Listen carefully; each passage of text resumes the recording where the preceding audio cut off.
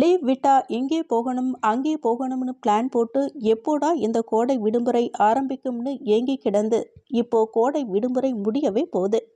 இந்நிலையில் கோடை விடுமுறைக்கு பிறகு வரக்கூடிய பொது விடுமுறைகளின் தொகுப்பை நாம இந்த பதிவில் பார்க்கலாம்.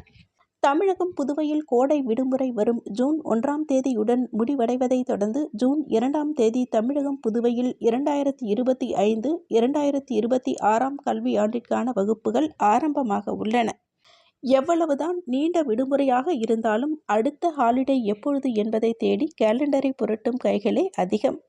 அதன்படி பள்ளி திறந்த முதல் வாரத்திலேயே, அதாவது ஜூன் 7ஆம் தேதி பக்ரீத் பண்டிகை என்பதால் அன்றைய தினம் விடுமுறை அறிவிக்கப்பட்டுள்ளது.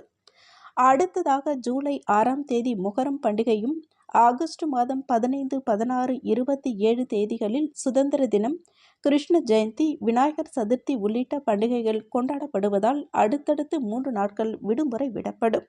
இவை மட்டுமல்லங்க, செப்டம்பர் 5ஆம் தேதி மிலாடி நபி பண்டிகைக்காகவும், அக்டோபர் 1ஆம் தேதி ஆயுத பூஜைக்காகவும், 2ஆம் தேதி விஜயதசமிக்காகவும், 20ஆம் தேதி தீபாவளி என்பதாலும் விடுமுறை நாட்கள் வருகின்றன. கடைசியாக டிசம்பர் 25ஆம் தேதி கிறிஸ்துமஸ் பண்டிகையினை முன்னிட்டு விடுமுறை விடப்படும். எனவே கோடை விடுமுறைக்கு பிறகு ஹாலிடே பிளான் போடுபவர்கள் இதை நோட் செய்து வச்சுக்கோங்க.